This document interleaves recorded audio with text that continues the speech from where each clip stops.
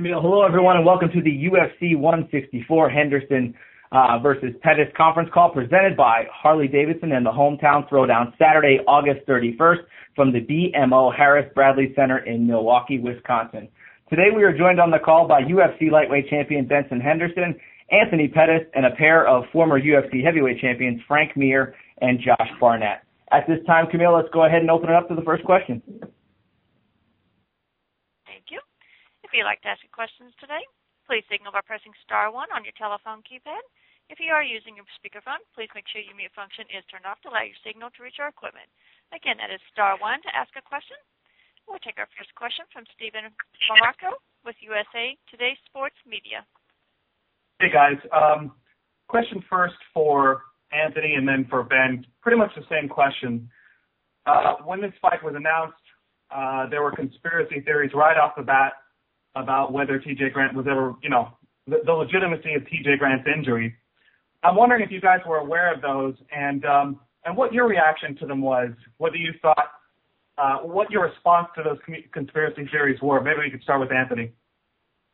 Yeah, when I got word that T.J. Grant got injured, man, it was surprising to me. I mean, that doesn't happen much. 2 title fights have to pull out due to injury, back-to-back months. So, it was very surprising to me, and the way the fight lined up, man, it's crazy. I mean, with my injury, with my knee, with me pulling out of Jose Aldo's fight, T.J. Grant getting injured, allowing me to step in and fight Ben Henderson. I'm sure there was going to be a lot of conspiracy theories popping up, but my injuries were legit, and from what I know, T.J. Grant's injuries were legit. And then for Benson? Yeah, on my part, there's always any conspiracy theories with everything. So, it is what it is. I mean, there's a lot of crazy circumstances behind a lot of that stuff, but it is what it is. And once I found out the fight was, going through, it was happening, I was excited for it. It's been what I've been waiting for a while, so it was fine by me. Do you think fans have an overactive imagination when it comes to stuff like this? Yeah, I think, for sure. Go ahead, Anthony. Yeah, I think for sure. I mean, fans don't see the training that goes into these fights, and injuries happen. They're part of the game. And I mean, when it happens like that, I got to pull out of a 145-pound title fight, to fight at 155. Like I said, that doesn't happen much. So, I'm sure the fans, had their opinions on what happened. I think, not necessarily like an overactive imagination or anything like that, but there's armchair quarterbacks in Monday morning during football season. Every person's armchair quarterback. Same thing for MMA. It's good though. Helps the sport. Keeps people talking about it. But yeah, sometimes the reasonings and the imaginations they can get a bit out there. Yeah. And again, as a reminder, if you'd like to ask a question, please signal by pressing star 1. We'll take our next question from Ron Kruk with Inside MMA. Hi, guys. Thanks for taking my call. A quick question for both Benson Henderson and Anthony Pettis. Guys, your fights in the WEC will go down in history as one of the best, most entertaining fights ever. What do you guys feel about the rivalry between you two? Is there one, and is it up there with some of the greats like Liddell versus Couture? Benson, if you could go first. I guess I don't really think of myself in that light, in that manner. I'm not one of those guys who consider myself, I don't think myself as a Chuck Liddell or Matt Hughes or any one of those guys. As far as that goes, it's kind of weird to think of yourself like that. So no, I don't really consider myself in the shoes of any of those greats. But it is what it is. It's not my place to put a name on it and call it what it is. That's for you guys to do. That's that's the media's job. That's the fans' job to call it what it is. My job is to go out there and beat people up. That's it. Nancy? Yeah, me and Ben, I wouldn't say we have bad blood or we're rivals or anything. He's a champ, and I want that belt. That's all there's to it. Nothing personal against him. He's a cool guy, great champion, great fighter, and he has the belt, and that was my goal set off when I started this thing. So for me, it's just a matter of whoever has that belt at the time, that's who I want to fight. And the storyline is amazing. I mean, the last fight was in his hometown. This time it's my hometown. There's so many storylines behind it, but I mean, it is what it is. He's a champ, and I'm the challenger, and I have my work cut out for me. Very good. And then a quick question for Josh Barnett. Josh, I think the fight fans are extremely excited to have you back in the octagon for the first time since 2002. Can you give us some details on just how the negotiations went with the UFC?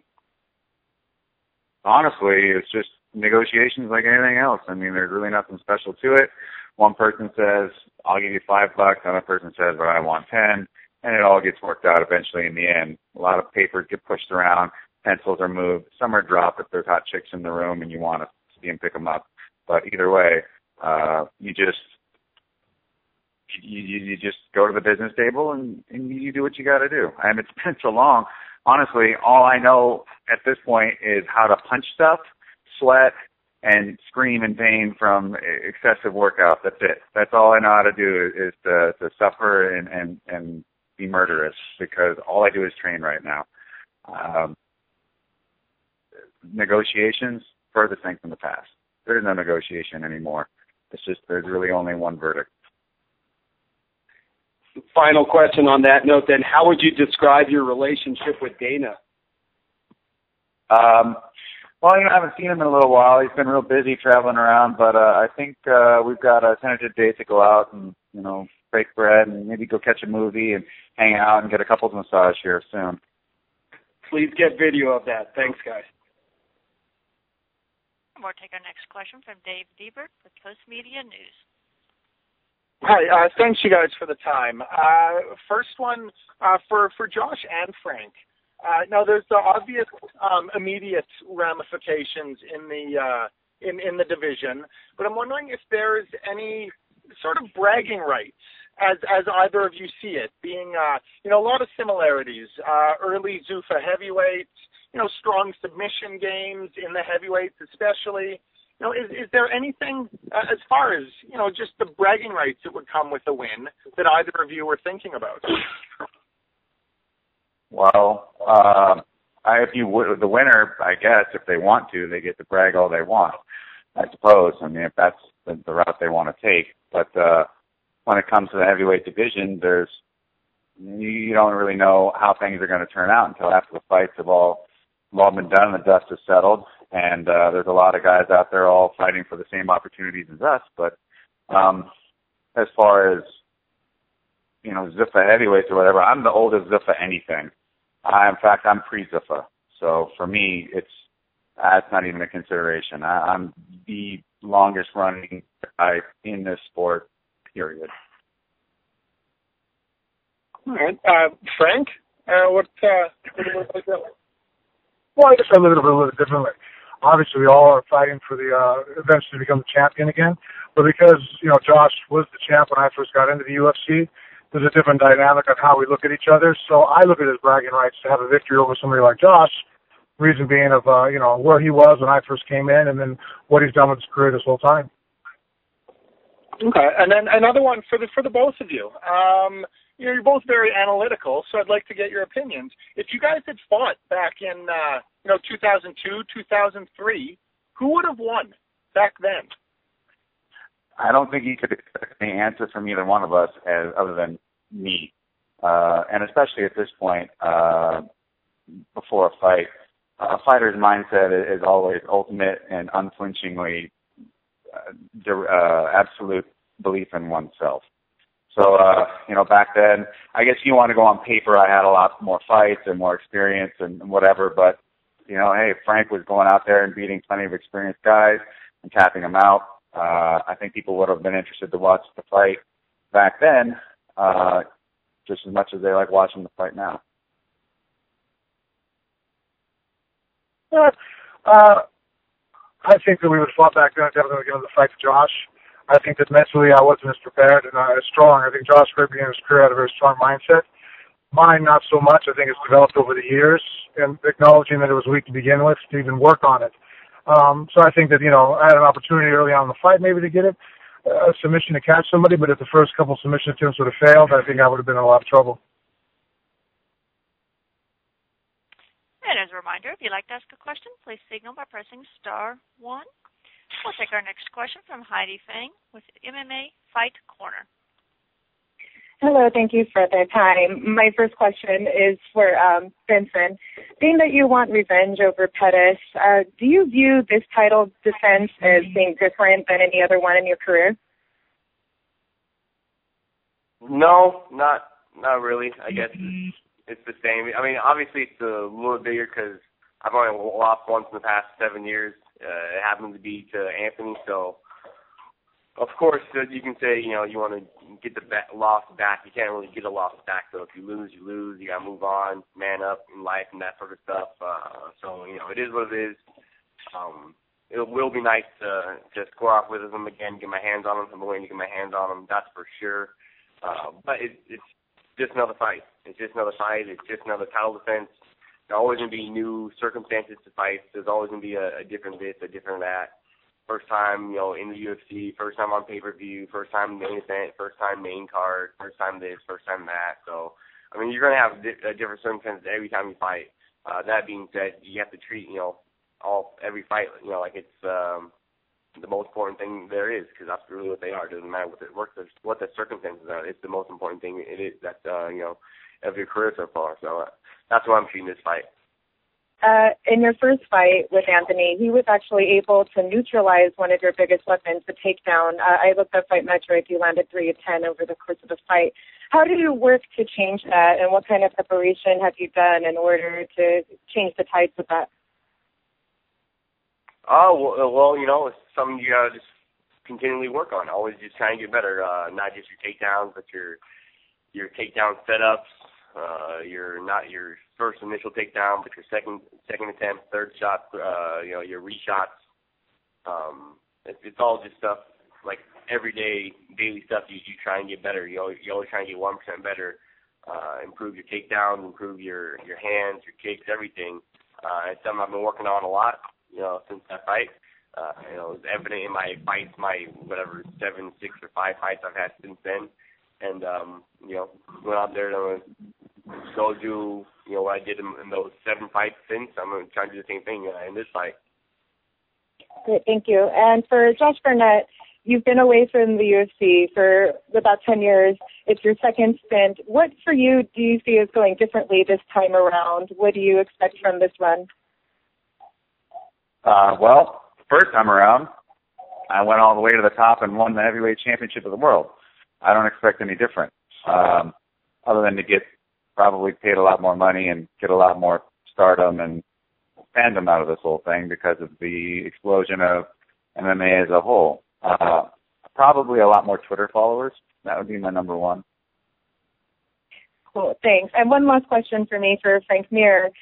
Josh has never tapped to a submission. How do you approach this fight, knowing that it kind of takes away what the both of you are best at? It kind of cancels it out with the way that you both are able to attack on the ground game.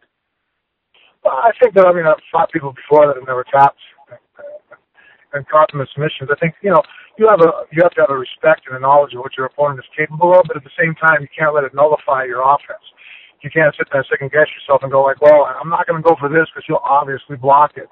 I think that's when sometimes respect goes to too much into apprehension, and it causes you to hesitate. I think that you just fight the fight and prepare to know that, that I'm going to probably have to link 4, 5, 6 different attempts together. Obviously, I don't see Josh falling, victim to the first submission attempt that I just jump on. But that doesn't necessarily mean I'm not going to go ahead and attempt it anyways. Great. Thank you for the time. We'll take our next question from Damon Martin with BleacherReport.com. First question is for Benson. Benson, we know the first fight with you and Anthony was a classic, and it was a phenomenal 5-round fight, but you've had to see that Showtime kick highlight a million times by now. You're seeing in all the promos leading up to this fight. Seeing that, does it serve as motivation? Do you get sick of seeing it, knowing how close that fight was, and maybe it just came down to that 5th round? Does any of it bug you that it all comes down to that one moment? Man, that's the way life goes sometimes, one small moment. What's that Eminem song? One moment or whatever, however it goes, that's the way life goes, you prepare yourself, get ready. You know, have weeks and weeks and weeks, months, years of preparation, get ready for what? For one moment. You know, hopefully you don't falter during that moment. You know, for me, the whole fight, you know, was pretty close fight. I think on all the judges' scorecard, if you look back, all the judges' scorecard had it tied up 2-2 going to the fifth round. So, yeah, it was you know, super close fight. Came down to it.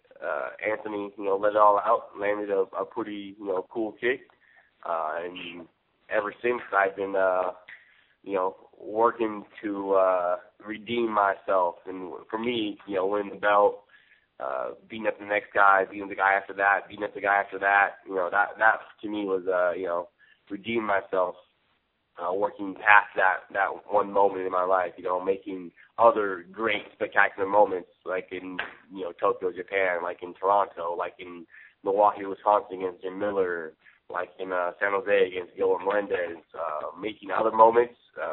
To me, that's kind of what helps it. And for Anthony Pettis, Anthony, you know, this fight's in your hometown, and that can be both a blessing and a curse. We've seen some guys rise to the moment.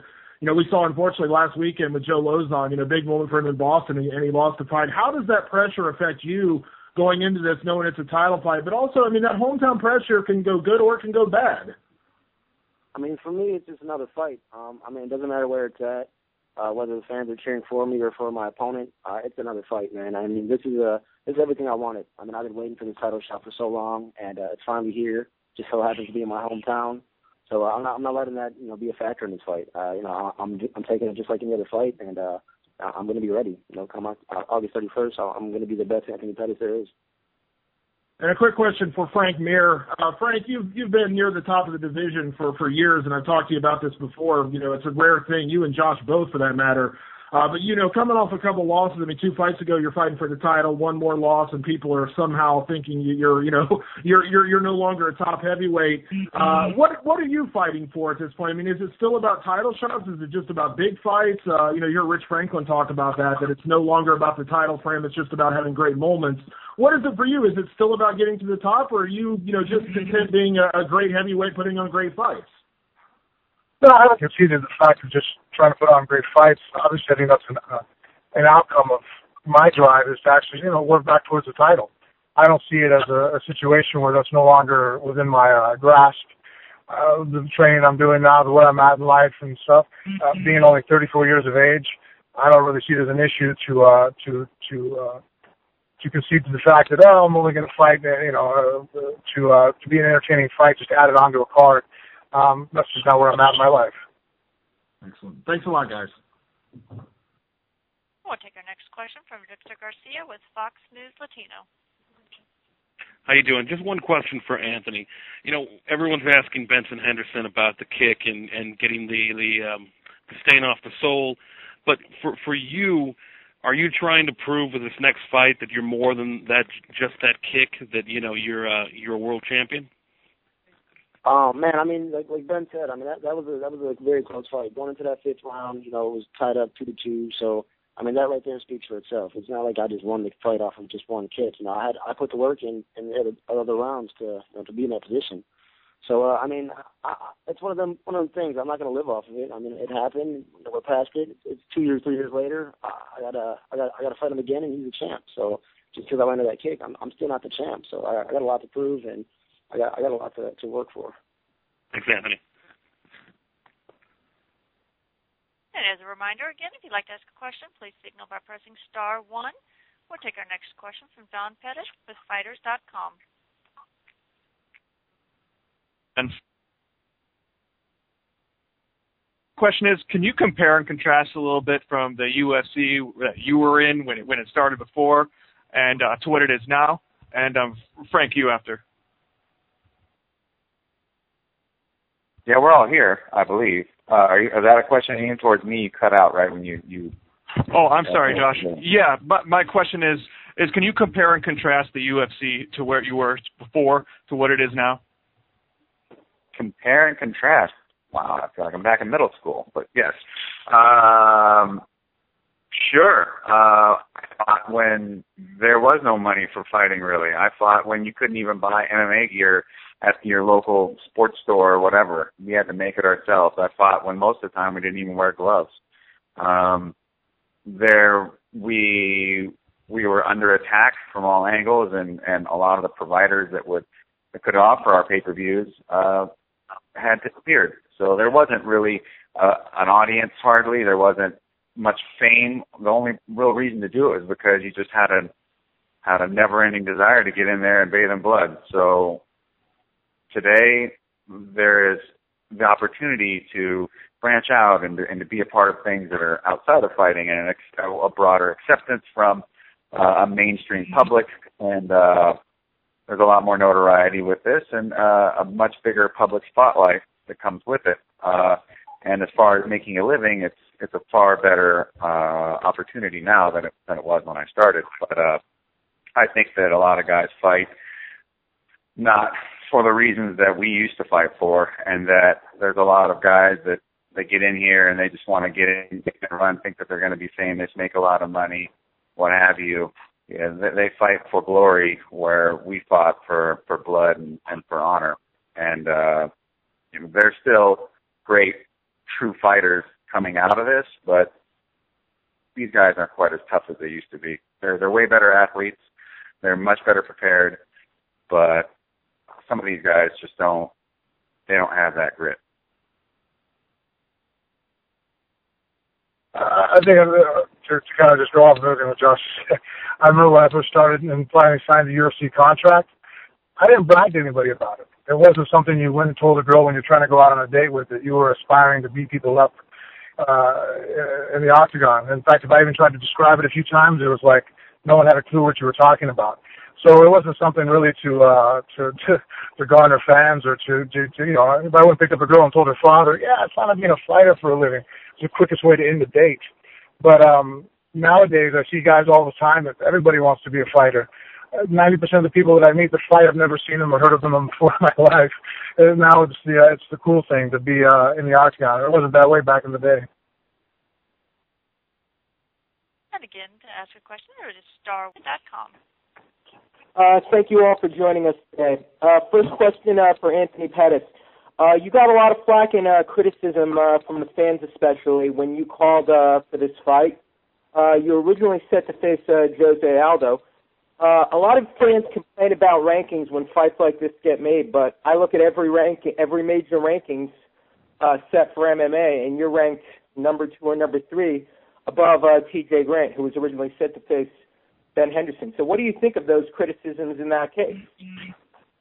I mean, everybody's going to have their opinion, man, but for me, my whole goal was to get a title shot. So, I mean, the reason why I chose to fight Jose Aldo was because, you know, Ben already had an opponent in Gilbert Melendez, and, you know, that was back in January. And when I found out they were going to push the fight all the way to August 3rd, it was, you know, it was too late. You know, it was already negotiated. So, I mean, you can't blame me for trying to get a title shot. I mean, that's what it's all about.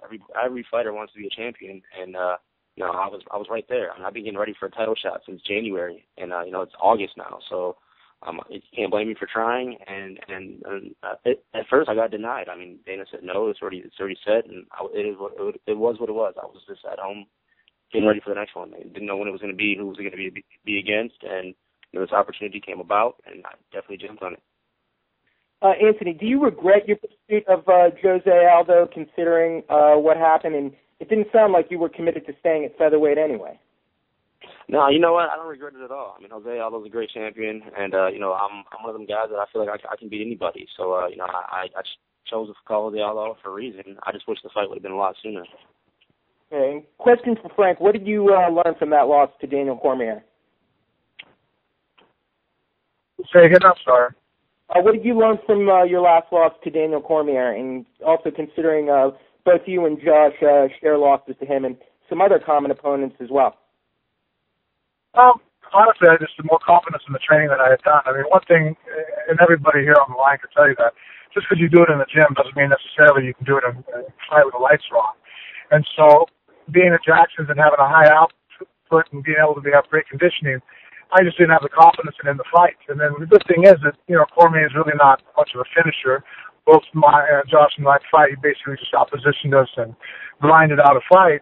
but it allowed me to stay in there long enough to realize, oh man, my gas tank is actually really good, and that's why I came on so hard in the third round, because it actually gave me confidence. I wish I'd have had that going into the fight, but at least I had it exiting the fight. Thank you, gentlemen. And we'll take our next question from Mike Pettis with Fox Sports. Hi, guys. I kind of joined the call midway, so I apologize if it's been asked before. But this is from Benson and Anthony. You guys have been linked together since that first fight. People talk about you guys kind of together all the time. Are you okay with it if you're linked together for the rest of your careers? And have you come to terms with that possibility that might be the case?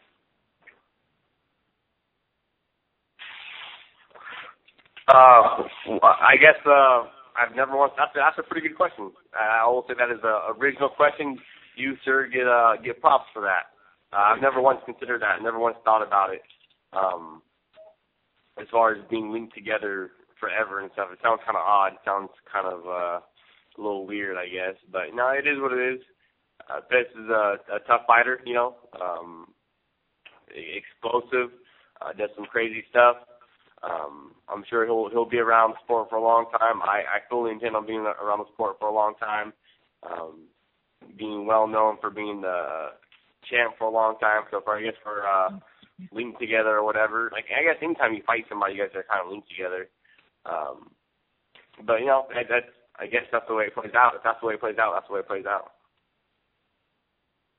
Yeah, I think people link us together because we come from the WC. I mean, we both came over, I beat him the last fight, and he came over and did his thing in the UFC. I mean, both of us are at the top of the UFC division, and most critics said WC guys were inferior to these UFC guys, and we both proved it wrong. So I think we will be linked together. But I mean, after this fight, it is what it is. Somebody's going to win, someone's going to lose, and I think we both go our separate ways in our careers. Did you guys ever have any period in time where you kind of sat down and talked about the first fight? I mean, I don't know if you ever thought you'd fight again. Maybe you guys had a time where you were in the same place at the same time and you talked about it. Has that ever happened or no?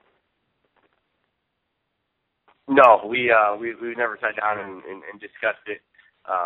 In my head, I knew that we'd be facing off at some point in time again. So there's, I guess, not a real big need for that or anything like that, Yeah, same here. I mean, we both knew we would be fighting each other again, man. I mean, I seen what he was doing in the UFC, and I wanted to be there, so we knew we'd be fighting each other again. Okay, and then finally, going back to the first time you fought, what are your memories of that whole time period? Not necessarily, the fight itself, but any memories going through training camp or that the week of the fight that maybe the nerves of it or some story that happened, anything that sticks out about that to you guys?